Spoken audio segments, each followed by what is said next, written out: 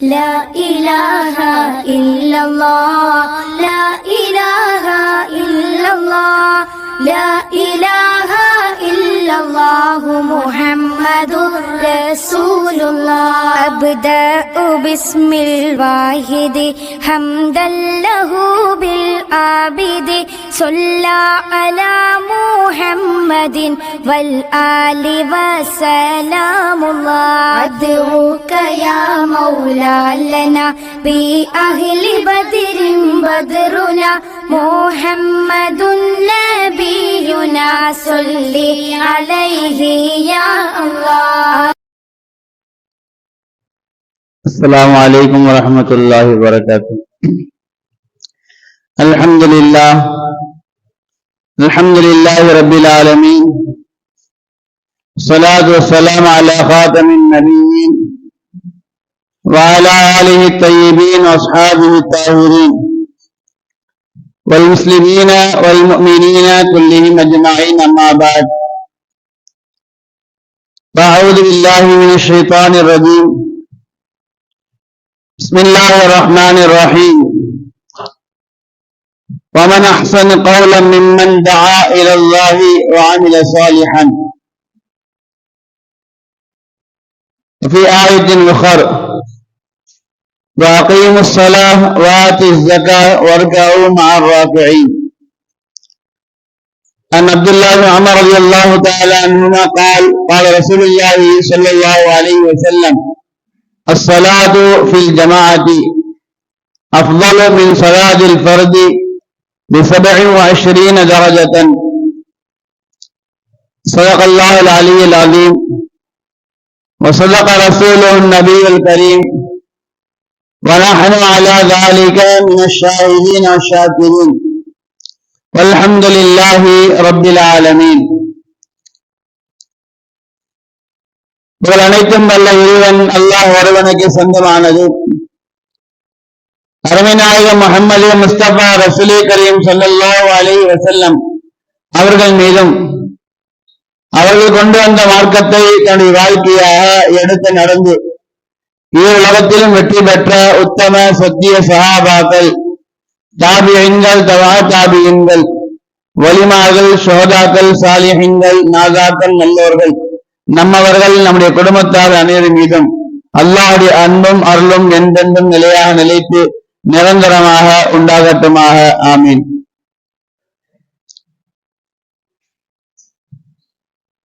கண்ணியம் நிறைந்த அல்லாஹ்வின் நல்லடியார்களே, அல்லாஹ் சுப்ஹானஹு வ தஆலா தன்னுடைய திருக்குர்ஆனிலே ஒரு ஆயத்தை இப்படி சொல்லியிருக்கின்றான்: وَمَنْ أَحْسَنَ قَوْلًا مِمَّنْ دَعَا إِلَى اللَّهِ وَعَمِلَ صَالِحًا. அழகான சொல் சொல்லக்கூடியவர் யார் இருக்கின்றார்? மிம்மன் தஆ இலல்லாஹி, அல்லாஹ்வின் பக்கம் அழைப்பதை காட்டிலும் சிறந்த சொல்லை சொல்பவர் யார் இருக்கின்றார் என்பதாக அல்லாஹ் குர்ஆனில் சொல்லி காட்டியிருக்கின்றார். மக்களை அல்லாஹ்வின் பால் அழைப்பதுதான் வார்த்தைகளில், பேச்சுகளில், சொல்லிலே அழகானது என்பதாக அல்லாஹ் குர்ஆனில் சொல்லி காட்டியிருக்கின்றார். அப்படி என்றால் அதிகமாக மக்களை அல்லாஹ்வின் பக்கம் அழைக்கக்கூடியவர் யார் என்று பார்த்தால் பள்ளிவாசலில் பணிபுரிகின்ற முஅத்தின்களாக இருக்கின்றார்கள். பள்ளிவாசல்கள் என்பது அல்லாஹ்வுடைய வீடு. அந்த இடத்தில் தான் குறிப்பாக நாம் அல்லாஹ்வை வணங்க வேண்டும். அல்லாஹ் சுப்ஹானஹு வ தஆலா இந்த உம்மத்திற்கு முழு உலகத்தையும் முஸல்லாவாக தொழக்கூடிய இடமாக ஆக்கி தந்திருந்தாலும் கூட ஒவ்வொரு ஊரிலும் ஒவ்வொரு நகரங்களிலும் தேவைக்கேற்ப 1, 2 பலதாக இறை இல்லங்கள் இருந்து கொண்டுதான் இருக்கின்றது, இருக்க வேண்டிய அவசியம் இருக்கின்றது. இஸ்லாத்துடைய அடையாளங்களாக இருக்கக்கூடிய இறை இல்லங்கள், அங்கு அல்லாஹ்வின் பால் மக்களை ஒவ்வொரு நாளும் 5 வேளைகள் அழகான வார்த்தைகளை கொண்டு அந்த முஅத்தின் அழைப்பாளர் நம்மை அல்லாஹ்வின் பால் அழைத்துக் கொண்டிருக்கின்றார். நமக்கு அந்த சத்தம் கேட்கின்றது. கேட்கக்கூடிய தருணத்திலே நம்மில் எத்தனை நபர்கள் அதற்கு பதிலளிக்கின்றோம் என்பதை சிந்தித்து பார்க்க வேண்டும். அருமையானே, பலரும் பல கருத்துக்களை சொல்லலாம், பல வார்த்தைகள் சொல்லலாம். நான் வெளியில் செல்கின்றேன், வேலைக்கு செல்கின்றேன், என்னால் தொழ முடியவில்லை என்பதால் சொல்லலாம். அல்லது என்னுடைய சூழ்நிலை வேறு, நான் வரக்கூடிய செல்லக்கூடிய நேரங்கள் வேறு,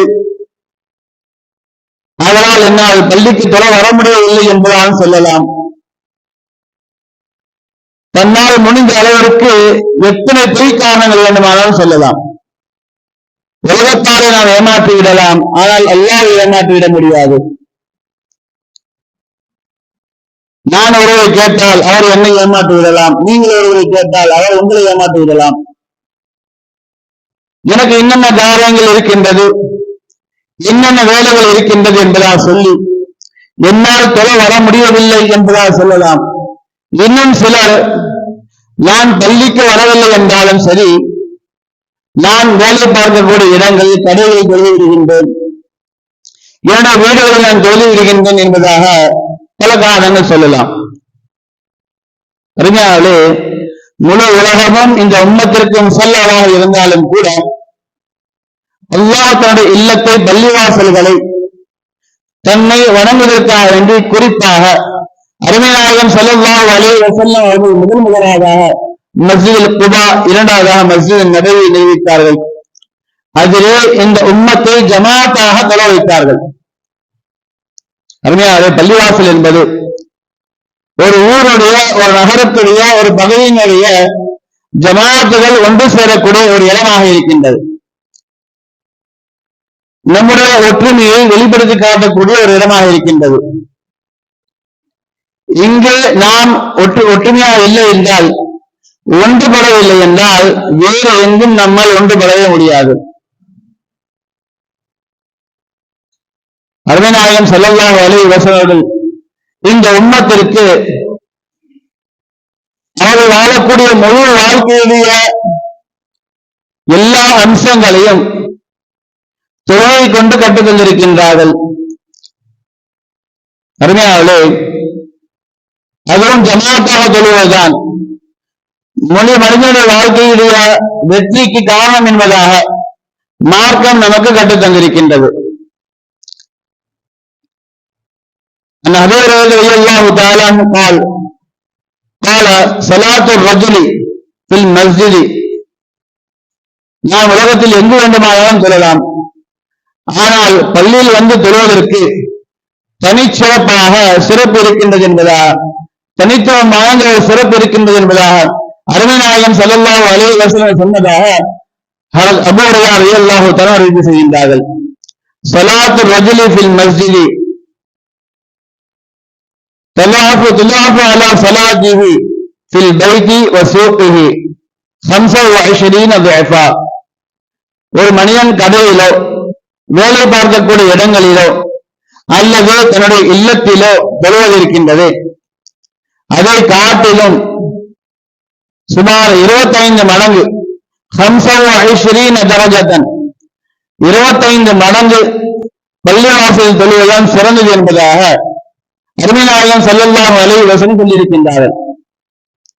யார் நம்மில் பள்ளிக்கு வராமல் இந்த நன்மை எல்லாம் ஆதரவு வைக்காமல் இருபடத்தில் தொழுதால் தொழுது என்ற கடமை நிறைவேறிவிடும், தொழவில்லை என்ற குற்றம் நம்மை விட்டு நீங்கிவிடும். ஆனால் 25 மடங்கு நன்மைகளை நாம் இழப்பவர்களாக இருந்து கொண்டிருக்கின்றோம். காரியங்கள் சொல்லி நம்மில் பலர் இன்னமும் கூட பள்ளிவாசல் நெருங்காமல் இருந்து கொண்டிருக்கின்றோம். பல ஊர்களில் பல அளவை பார்த்துக் கொண்டுதான் இருக்கின்றோம். என்னென்னவோ காரணங்கள், ஒன்றுமில்லாத காரணங்கள் சொல்கின்றார்கள்.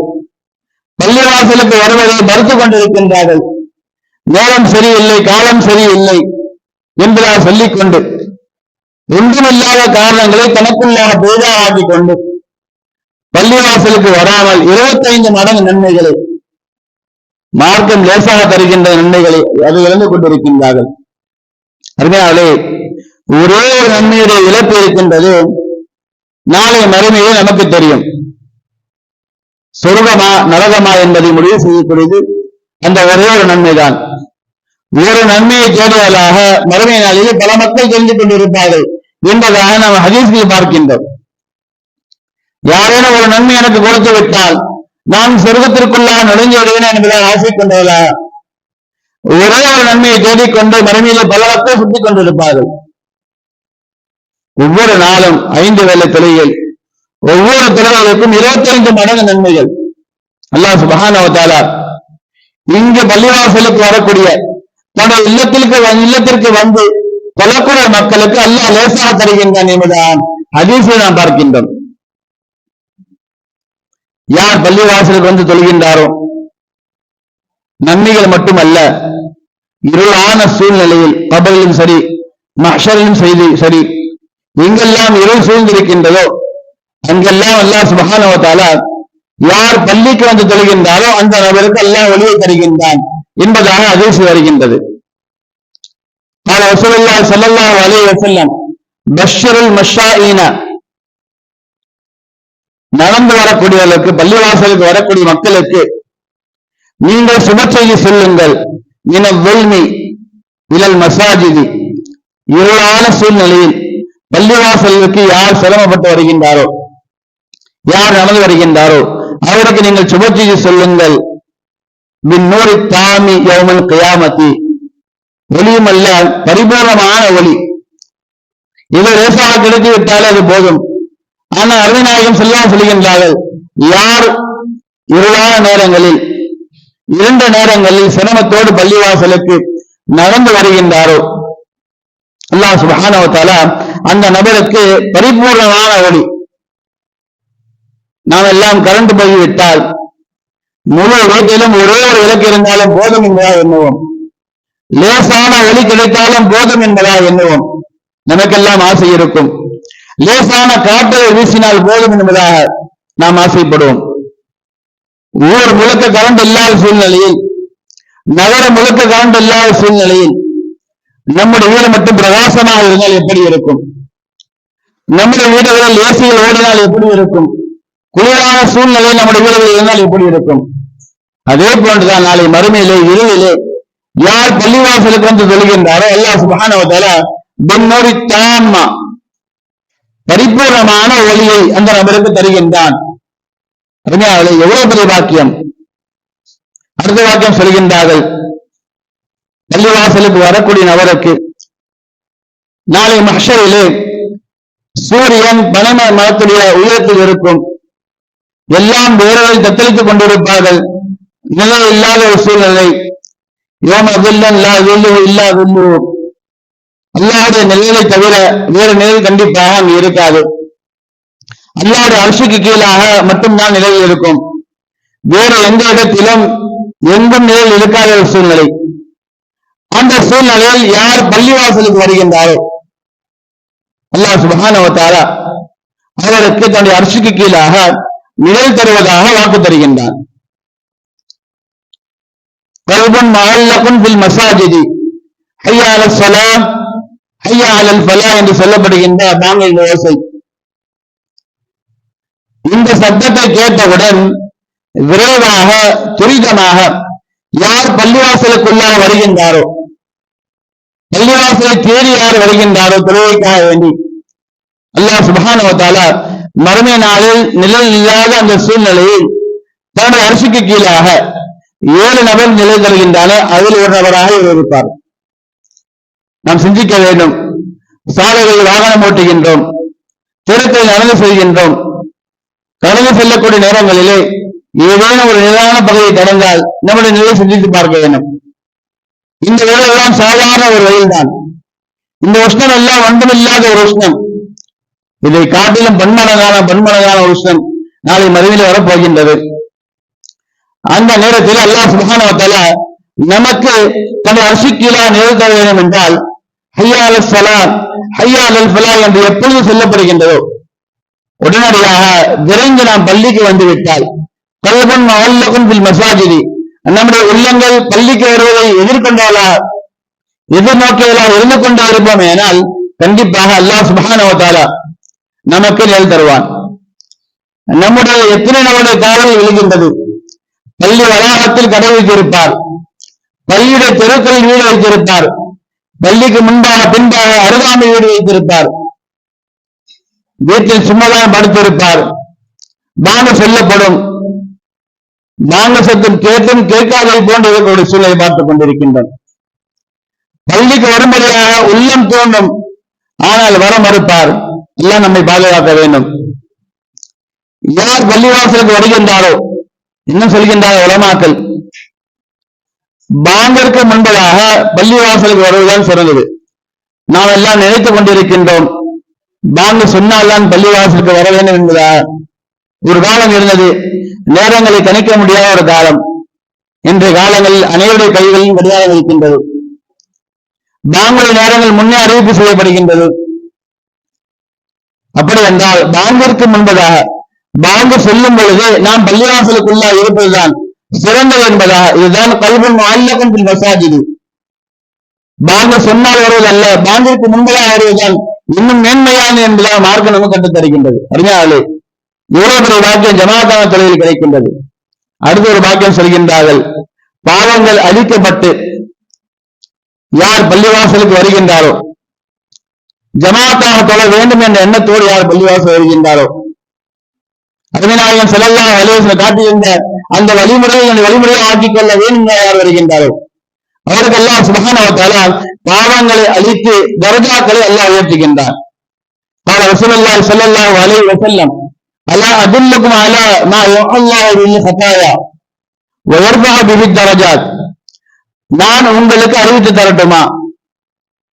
ஒரு நபருக்கு அல்லாஹ் சுப்ஹானஹு வ தஆலா அவருடைய பாவங்களை மன்னிப்பான், அது மட்டுமல்ல அவருடைய தரஜாக்களை உயர்த்துவானே. அப்படிப்பட்ட ஒரு நபரை பற்றி நான் உங்களுக்கு அறிவிப்பு செய்யட்டுமா என்பதாக அருமைநாயகம் ஸல்லல்லாஹு அலைஹி வஸல்லம் சஹாபாக்கள் கேட்கின்றார்கள். சஹாபாக்கள் அமல்களின் மீது ஆர்வம் கொண்டவர்கள், நன்மைகளை எதிர்பார்த்து செய்பவர்கள். என்னால் எந்த அளவுக்கு நன்மைகளை சேகரிக்க முடியுமோ அந்த அளவுக்கு நான் சேகரிப்பேன் என்பதாக எண்ணம் கொண்டவர்கள். உடனே கேட்கின்றார்கள், காலு யா ரசூலல்லாஹ், காலு பலா யா ரசூலல்லாஹ், அருமைநாயகம் ஸல்லல்லாஹு அலைஹி வஸல்லம் அறிவித்து தாருங்கள் என்பதாக சொல்கின்றார்கள். அருமைநாயகம் ஸல்லல்லாஹு அலைஹி வஸல்லம் இஸ்பாகுல் உதுஇ அலல் மகாரிஹி, உது செய்ய முடியாத ஒரு சூழ்நிலை, குளிராக இருக்கும், தனியாக இருக்கும், வெயில் காலங்கள் லஹருடைய நேரத்திலே தண்ணீர் உஷ்ணமாக சூடாக வரும், கடுமையான நேரம், முடியாத சூழ்நிலை. அந்த சூழ்நிலையிலும் கூட பரிபூர்ணமான முறையில் உது செய்யக்கூடிய நபர்கள். குளிரான தண்ணீர் கை வைக்க முடியவில்லை, இதை லேசமாசாக உது செய்யாமல் பரிபூர்ணமான முறையில் யார் உது செய்கின்றாரோ அந்த நபருக்கு அல்லாஹ் சுப்ஹானஹு வ தஆலா பாவத்தை மன்னிக்கின்றான், தர்ஜாக்களை உயர்த்துகின்றான். வகஃரத்துல் ஹதா இலல் மசாஜிதி, கஃரத்துல் ஹதா இலல் மசாஜிதி, பள்ளிவாசலின் பக்கம் யார் எட்டுகளை அதிகமாக எடுத்து வைத்து வருகின்றாரோ, அதாவது மிகவும் தூரமாக இருந்து நாம் காரணம் சொல்கின்றோமே, பள்ளிவாசல் தொலைவாக இருக்கின்றது, என்னால் வர முடியவில்லை, வரக்கூடிய சூழ்நிலை எனக்கு இல்லை, நேரங்கள் அதிகமாக செலவாகின்றதாக சொல்கின்றன. யார் தூரமாக இருந்து வருகின்றாரோ, எட்டுகளை அதிகமாக யார் அழைத்து வருகின்றாரோ, அல்லாஹ் சுப்ஹானஹு வ தஆலா அவருக்கு ஒவ்வொரு எட்டிற்கும் பகரமாக ஒரு நன்மை எழுதுகின்றான், ஒரு பாவத்தை அளிக்கின்றான், நாளை மறுமையிலே ஒரு தரஜாக்களை உயர்த்துகின்றான் என்பதாக வேறு ஹதீஸும் வருகின்றது.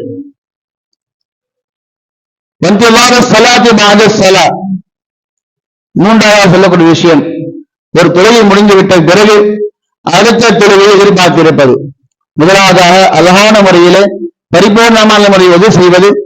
இரண்டாவதாக எட்டுக்களை அதிகமாக எடுத்து வைத்து பள்ளிவாசலின் பக்கம் வருவது. மூன்றாவதாக ஒரு தொழுகைக்கு பின்பதாக மற்றொரு தொழில் எதிர்பார்த்து இருப்பது இருக்கின்றது. ஒரு மனிதனை பாவங்கள் மன்னிக்கப்படுவது காரணமாக இருக்கின்றது. அது மட்டுமல்ல, நாளை மறுமையிலே அல்லாஹ்வுடைய புறத்தில் அந்தஸ்துகளை உயர்த்தப்படுவதற்கு இதே காரணமாக இருக்கின்றார். அருமைநாயகம் ஸல்லல்லாஹு சொல்லியிருக்கின்றார்கள். இன்னும் பல விஷயங்கள் ஜமாஅத்தாக தொழில்களுடைய சிறப்புகள் இருக்கின்றது. இன்ஷா அல்லாஹ் வரக்கூடிய வாரங்களை பார்ப்போம். அல்லாஹ் சுப்ஹானஹு வ தஆலா நம்முடைய வாழ்நாட்களில் ஒவ்வொரு பரலான தொழுகையிலும் நம்முடைய பள்ளிவாசல் சென்று தொழக்கூடிய பாக்கியத்தை அல்லாஹ் தந்தல் புரிவானாக. அல்ஹம்துலில்லாஹி ரப்பில் ஆலமீன். அஸ்ஸலாமு அலைக்கும் வரஹ்மத்துல்லாஹி வபரகாத்துஹு.